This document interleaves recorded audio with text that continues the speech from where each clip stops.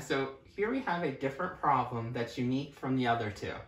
Might not look unique to you at the moment, but the first thing you want to do when it says factor completely is, again, look to see if there's a GCF. Go through A through D, those 4 steps. Do you have matching parentheses? No. Do we have the same letter in every term? No. Do we have the same number in every term? Well, this one doesn't have a number, so no. And the fourth one, does it start with a negative? No. Once you realize there's no GCF, then you count how many terms you have. Notice it's 3 terms.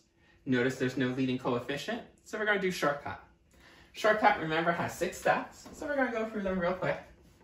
Step 1, do your 2 sets of parentheses. They're going to be binomials. Break up the leading term. D squared will always be D and D. Step 2, we need to have signs in the binomials. Look at the last sign. Notice this is a plus sign. Plus sign means that we're going to have the same signs. That just means that these two will match each other, either 2 pluses or 2 minuses. What we're going to do is, since we don't know if it's going to be the 2 plus or 2 minuses, you're going to take a sneak peek at the middle. Notice the middle term is a negative.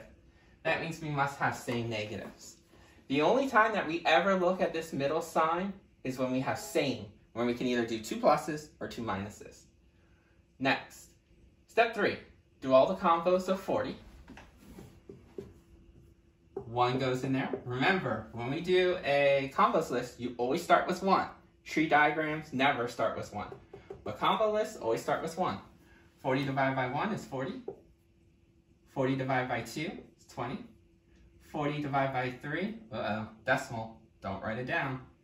Only put the ones that divide out evenly with no remainder. 5 works.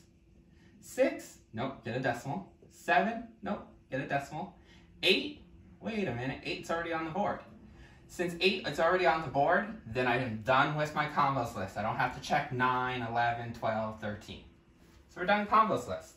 Step 4, we got to either add or subtract this list. Notice it's a plus sign. Notice we got to add our combos.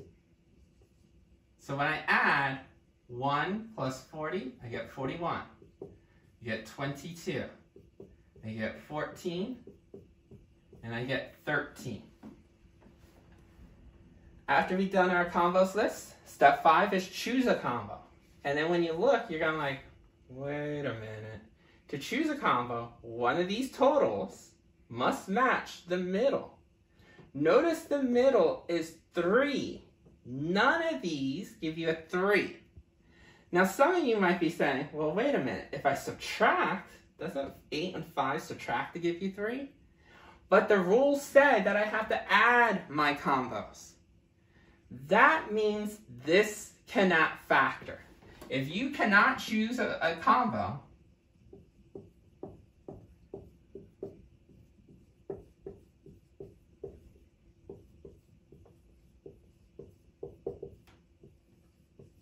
that means your answer is going to be something called prime. We've heard of prime before.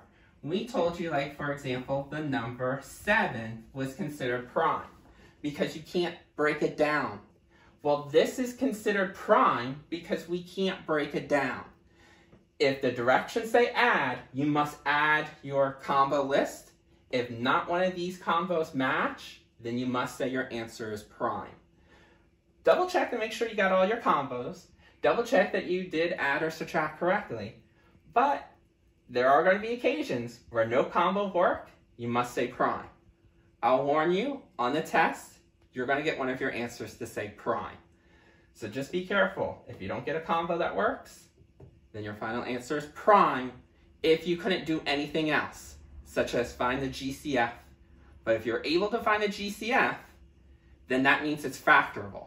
But if you can't find the GCF and you can't use this other method, then it's prime.